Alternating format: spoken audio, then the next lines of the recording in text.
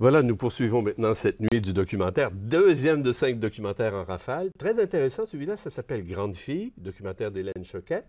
C'est sur ces jeunes filles qui sont pubères, de plus en plus jeunes maintenant. Quand même intéressant comme sujet. C'est captivant parce que c'est des données. Je pense que le film fait le tour du problème, enfin, l'aspect scientifique du problème. Oui, d'où C'est ça vient? D'où ça vient? C'est des données qu'on soupçonnait. Moi, je me rappelle, il y a très longtemps, on parlait déjà, il y a une vingtaine d'années, du fait que les jeunes filles étaient menstruées, étaient à la puberté de plus en plus tôt. Mais là, il y a comme une base solide. C'est très étayé comme documentaire. Et pourquoi et quelles conséquences ça a. Et, je trouve que c'est remarquablement bien cerné le problème de cette... Et c'est très inquiétant. C'est très inquiétant et c'est très accessible. Je pense qu'il y a un côté très pédagogique. On a fait un effort pour le rendre abordable aussi, même pour les jeunes filles. On utilise entre autres le dessin animé. Ça, on voit ça de plus en plus dans certains documentaires. Oui, bien, c'est un film qui a été produit par l'ONF. Ils ont...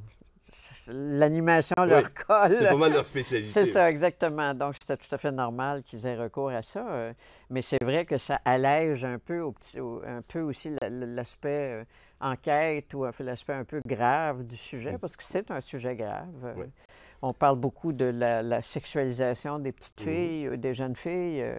Et ça fait partie de ce problème-là aussi, de voir des enfants à qui les seins leur poussent quand ils ont 9 ans, 8 ans. À un âge, justement, où ils n'apprécient pas beaucoup d'une façon parce qu'ils deviennent l'exception. Ils deviennent des objets d'intimidation. D'intimidation. Totalement.